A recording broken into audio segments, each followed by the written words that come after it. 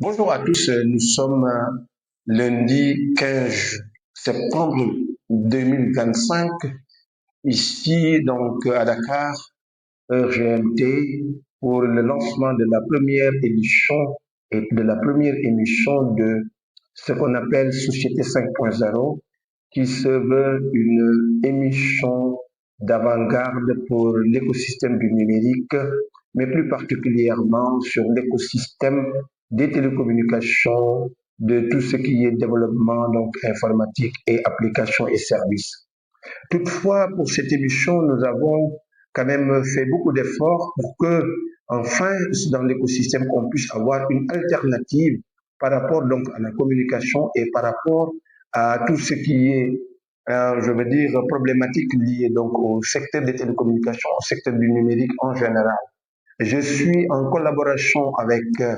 le cabinet OA Communication, qui est en fait, qui se veut compagnie, du moins, qui se veut une agence de communication très en verve donc vers ce qu'on appelle le digital. Toutefois, aujourd'hui, donc en collaboration donc avec cette compagnie ou bien avec ce cabinet, nous allons développer une série d'émissions bimensuelles pour mesurer la température de l'écosystème du numérique sous toutes ses formes. Aujourd'hui, le sujet qui nous intéresse et nous anime aujourd'hui pour tout un début, je parlerai de l'infrastructure télécom, qui est en fait en réalité un domaine très spécifique et très spécial, mais aussi un domaine qui se veut une tendance prospective, mais aussi émergente, parce que simplement aujourd'hui, l'infrastructure est le maillon essentiel dans tout ce qui est acte et action de développement donc de nos pays, surtout de nos économies qui sont des économies donc de pays en développement. Bon, pour revenir sur les stratégies et de revenir sur l'infrastructure, tout est parti de 2013 où l'Union internationale des télécommunications, dont je suis membre, a voulu quand même mettre en avant le développement de l'infrastructure pour nos pays en voie de développement parce que simplement, aujourd'hui, je crois que si on parle de croissance économique sans parler du numérique, je crois que la mayonnaise ne va pas être extraordinaire. C'est pour cela que donc aujourd'hui, pour agrémenter tout ce qui est activité autour du numérique, il faut obligatoirement que les gens puissent développer le maillon essentiel ou bien le pilier essentiel qui est le pilier infrastructure. Heureusement pour nous, donc nous sommes donc dans la conduite du changement, mais aussi dans la démarche donc au-delà donc de nos frontières, aller vers donc tout ce qui est tendance au niveau donc international et surtout avec l'Union internationale des télécommunications qui s'est positionnée donc pour développer une stratégie que s'appelle Connect the World en 2030 et nous sommes dans le même tempo que l'Union internationale des télécommunications pour pouvoir un peu exploiter ce phénomène stratégique. C'est pour cela que donc le Sénégal donc en tant que pays en développement ou bien pays donc sur la voie de l'émergence a préféré aujourd'hui avoir ce qu'on appelle une stratégie dénommée New Deal technologique. Mais cette stratégie découle de la stratégie donc SN 2025 qui a été une stratégie très parfaite, chiffrée et qui a mis un accent particulier sur l'axe infrastructure et l'axe de développement de l'infrastructure pour une éclosion importante de services et d'usages. Donc voilà donc pour une première émission vraiment déclinée un peu ou bien peint le paysage un peu de l'écosystème numérique. Aujourd'hui, je crois que les acteurs doivent se réjouir de cette initiative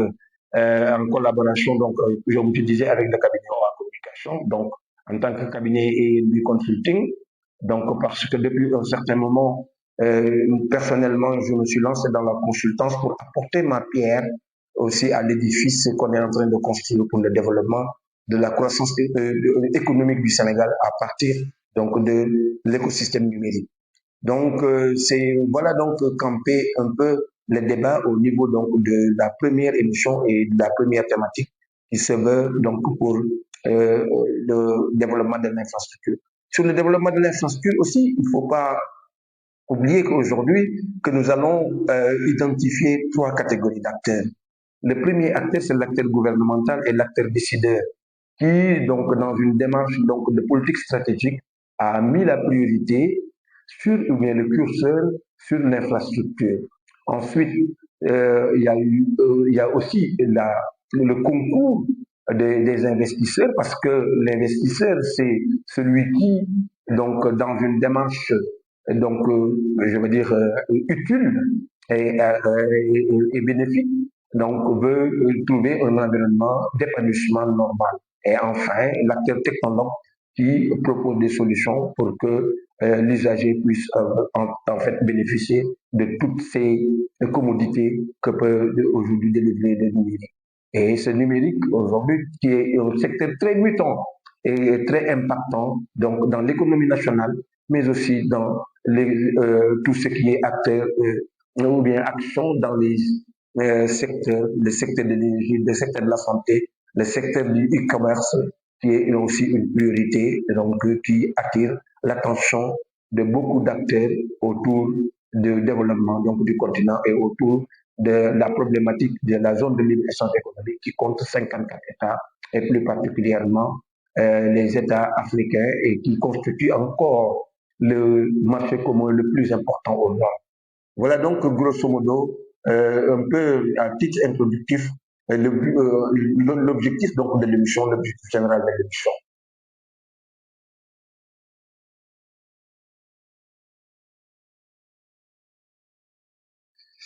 Donc le sujet d'aujourd'hui, comme je disais, donc infrastructure numérique, un enjeu important de développement économique, aujourd'hui va se focaliser sur l'état des lieux et ensuite les perspectives, mais aussi les attentes comme impact donc sur l'économie nationale et sur le vécu des Sénégalais et sur le vécu des quotidiens. Aujourd'hui, si on regarde donc l'état, si on se focalise sur l'état des lieux, le Sénégal compte une infrastructure de télécommunications qui en fait très importante dans la mesure où nous sommes arrimés donc à des câbles transatlantiques. Par exemple, le câble le plus important aujourd'hui qui soit fonctionnel et opérationnel, c'est le câble EIS qui fait 17 000 kilomètres donc sur les côtes arrosant toutes les côtes africaines, qui part de Permanche en France jusqu'à au Cap de Bonne-Espérance. Ce câble donc a été lancé il y a moins de 12 ans, ou bien exactement 12 ans, et avec donc des actionnaires tels que le groupe Dolphin qui est un groupe qui dépend d'Expresso Télécom et le groupe Orange, le grand groupe Orange à travers donc la Sonatel. Aujourd'hui, ces deux opérateurs telco ont investi, ont mis donc ont mis la main à la pâte pour pouvoir mettre en place donc être membre du consortium d'une infrastructure aussi importante. Donc, nonobstant cette perspective et bien cette initiative, le gouvernement a développé aussi une stratégie de mise en place de data center et de cloud. Le premier cloud qui a été mis en place, c'est le cloud donc, de la CENUM, qui est en fait une infrastructure très ambitieuse, très importante, mais qui mérite quand même aujourd'hui d'être passé en revue donc au niveau de l'audit parce que le Sénégal a beaucoup investi, ou bien le gouvernement sénégalais a beaucoup investi donc dans cette infrastructure importante, mais toutefois il faudra qu'on puisse aussi retrouver donc les flux de cet investissement, sans compter aussi le parc technologique ou bien Sénégal Connect, le parc du Sénégal Connect qui est l'ex-PTN, parc de technologie numérique. Aujourd'hui, cette infrastructure aussi, cette cloud va aussi offrir d'autres opportunités au pays pour que enfin que l'écosystème puisse bénéficier des commodités qui sont en fait qui seront mises en place ou bien qui seront délivrées par ces data centers. Aujourd'hui, donc, je crois que les acteurs doivent s'enorgueillir de voir un écosystème développé puissamment, d'ailleurs, si je compare donc au reste du continent africain, à part les géants du Maghreb, mais aussi donc un peu l'Afrique du Sud et quelque part le Kenya et le Nigeria. Mais toutefois, donc, on est fier d'un développement de l'infrastructure telco et de l'infrastructure numérique en général pour quand même assurer donc un développement des usages et un développement donc de commodités liées donc à des applications de télémédecine, à des applications de télétravail, parce qu'on a vu durant donc la pandémie Covid tout ce qui était continuité pédagogique, tout ça était possible grâce donc au déploiement de l'infrastructure. Et aujourd'hui, donc je veux dire, dans l'état des lieux, on a quand même assez, je veux dire, d'outils ou bien d'instruments qui pourront un peu faire éclore une catégorie de services et de services émergents, comme on dit. Aujourd'hui, la tendance mondiale aussi se focalise surtout sur des applications émergentes avec la 5G, la rapidité de la 5G, qui est une technologie majeure, qui est une technologie approuvée et prouvée au niveau donc de certaines applications. Aujourd'hui, par exemple, si on prend le cas de l'agriculture, de l'agriculture, comme on dit, aujourd'hui, qui est une priorité pour le gouvernement du Sénégal aujourd'hui, cette agriculture digitale peut s'appuyer sur l'ossature donc de ce réseau 5G pour trouver des solutions alternatives qui pourront quand même résoudre ou bien résorber le gap qu'il y a donc en termes de production agricole, tellement parce que simplement les solutions peuvent s'adosser à cette infrastructure-là pour pouvoir mieux développer et donner un rendement meilleur de l'agriculture et donner donc une profitabilité et je veux dire prouver au niveau de nos agriculteurs et de nos acteurs de développement, du développement agricole.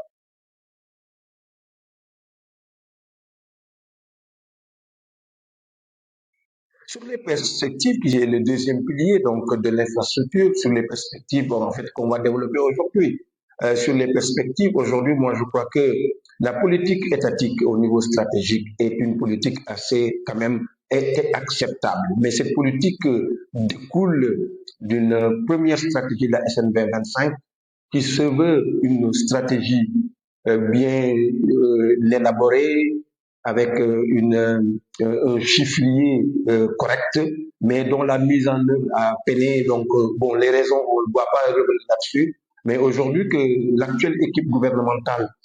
s'est saisie d'une bonne occasion déjà d'un travail qui a été déjà accompli pour mettre une couche supérieure et une couche donc d'amplification et d'amélioration donc de cette stratégie en promouvant donc ce qu'on appelle le New Deal technologique. Aujourd'hui, ce New Deal technologique se voudra donc une stratégie accomplie, reposant donc sur un déjà vécu ou bien sur un existant pour pouvoir quand même accomplir donc toutes les tâches attendues par les populations en termes de commodité et en termes de développement donc des secteurs. C'est pour cela qu'aujourd'hui, donc, dans les perspectives, je verrai bien l'action gouvernementale orientée vers des applications concrètes. Par exemple, j'ai parlé de l'agriculture, mais la priorité aujourd'hui, pour moi en tant qu'expert, c'est la priorité sur le e-commerce. Il faut qu'on aille vers le développement des plateformes informatiques ou bien des plateformes numériques, c'est-à-dire arriver à associer l'intelligence artificielle, la big data, les technologies 5G à ce qu'on appelle le développement de l'infrastructure afin d'avoir quand même un cadre idéal d'épanouissement de ce e-commerce. L'agriculture qui est une priorité, on a vu toute la production autour de l'oignon, je veux dire autour de la pomme de terre. Sincèrement, pour dire vrai, c'est une satisfaction, même si elle n'est pas totalement, entièrement une satisfaction au niveau donc de la baisse des prix comme l'attendent des populations. Mais toutefois, aujourd'hui, on peut s'enorgueillir de voir que l'agriculture digitale a pris le pas sur pratiquement une activité, en fait d'autres activités qui sont des activités balbutiantes. Aujourd'hui, je crois que si on développe avec la stratégie gouvernementale l'agriculture digitale grâce donc à l'infrastructure et au dernier kilomètre, à partir de ce moment, je crois que le paysan sénégalais ou l'agriculteur sénégalais verra donc vraiment que du bonheur dans le déploiement de l'infrastructure. Et enfin, la télémédecine qui a des attentes parfaites au niveau donc de ces cette infrastructure. Aujourd'hui, si on arrive à résoudre le dernier kilomètre médical, c'est-à-dire arriver à porter les services médicaux au niveau donc des coins les plus reculés en ayant ce qu'on appelle une desserte rurale complète,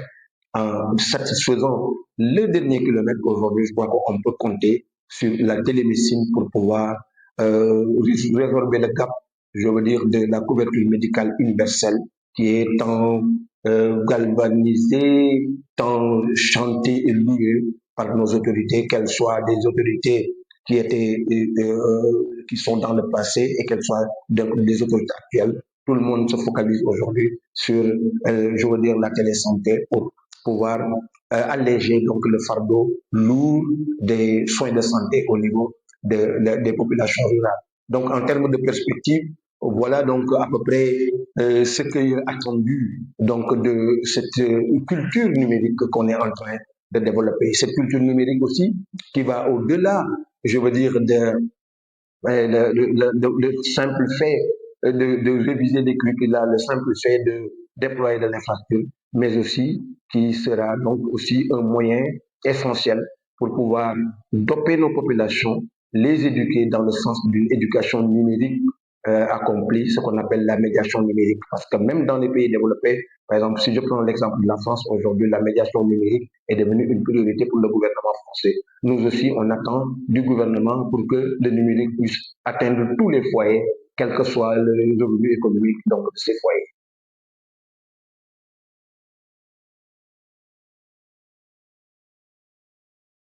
Pour l'impact économique aujourd'hui, donc sur l'infrastructure, l'impact économique, il est réel, hein, il est prégnant, même si je peux parler ainsi. Parce qu'aujourd'hui, si on regarde l'impact du numérique sur les économies en général, les économies du monde, il n'y a rien à dire, il n'y a pas photo comme disent certains. Donc, ce qui fait qu'aujourd'hui, sur l'impact économique par rapport donc au niveau, par rapport au pays, c'est-à-dire au Sénégal, aujourd'hui, je crois que le numérique sera le meilleur vecteur de croissance ou bien le meilleur booster de croissance économique. Parce que le numérique va relever, je veux dire, le niveau de tous les services et plus particulièrement les services qui sont liés aux services de développement. Je crois que dans nos prochaines éditions, nous allons revenir sur des aspects concrets, c'est-à-dire des sectoriels. Par exemple, si on prend aujourd'hui la ville, il y a tellement de services qui peuvent tourner autour du numérique et ce qu'on appelle en général la smart city ou la métropole de demain. Donc, le slogan est déjà clair au niveau donc du gouvernemental pour 2050, Sénégal 2050, l'horizon Sénégal 2050. Aujourd'hui, les villes servicielles avec les pôles territoires qui sont une politique développée par le gouvernement aujourd'hui, je crois qu'on peut aller vers des villes beaucoup plus professionnelles, beaucoup plus commodes, qui gèrent plus la mobilité et qui gèrent un cadre de vie idéal pour nos populations et pour l'épanouissement de nos populations. Donc, sur la qualité de l'air, sur beaucoup de choses, sur les changements climatiques, je crois que tous ces aspects sont pris en compte par aujourd'hui le numérique. Et derrière ce numérique-là, comme je disais, le soubassement réel, c'est une infrastructure développée. On ne peut rien faire sans l'infrastructure. C'est pour cela que donc la politique gouvernementale, je le dirais dans mes recommandations, doit être une politique orientée vers le déploiement de l'infrastructure, vaille que vaille. Et aujourd'hui, je crois que ce déploiement de cette infrastructure-là a déjà un balbutiement, un soubassement. Le Sénégal a lancé le plan très haut débit, haut et très haut débit, qui est un découlement de la stratégie et qui était même prévu pour être ce qu'on appelle un projet quick win, c'est-à-dire un projet opérable ou opérationnel du coup, parce que ça ne demande pas beaucoup de nécessité, parce que tous les ferments aujourd'hui pour que le plan au début puisse être, tous ces ferments-là donc sont déjà présents. Je prends simplement la dorsale optique qui aujourd'hui en fait nappe le pays, l'ensemble du pays, que ce soit donc une dorsale optique privée, donc détenue par les opérateurs, que ce soit une dorsale détenue par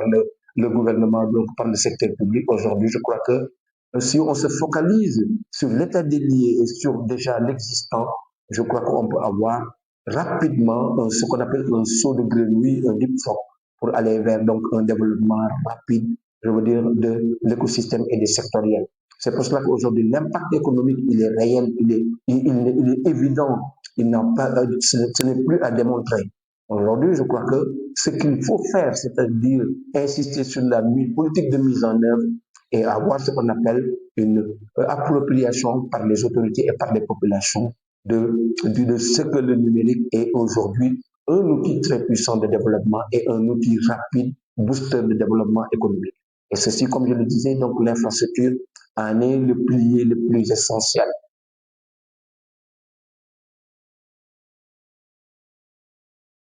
Aujourd'hui, je crois que la politique gouvernementale, sous forme de recommandations en tant qu'expert,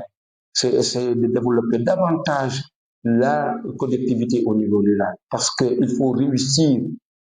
trois écueils. Le premier écueil, c'est le dernier kilomètre médical, parce que sans la santé, rien n'est possible, aucun développement économique. Le dernier kilomètre commercial et le dernier kilomètre éducationnel, c'est-à-dire le dernier kilomètre pour l'école. Il faut que l'école soit au plus profond du territoire national, sans distinction ni politique discriminatoire. Il faut que la santé puisse atteindre toutes les populations, quelle que soit leur localité et leur localisation géographique. Il faut aussi que l'activité commerciale, le know-how sénégalais ou bien la production fruitière, par exemple, à Fongolemi et dans les coins les plus reculés du Sénégal, puisse être valorisée sur le marché international. Et je crois que ça, aujourd'hui, toutes les stratégies vont converger vers un développement économique,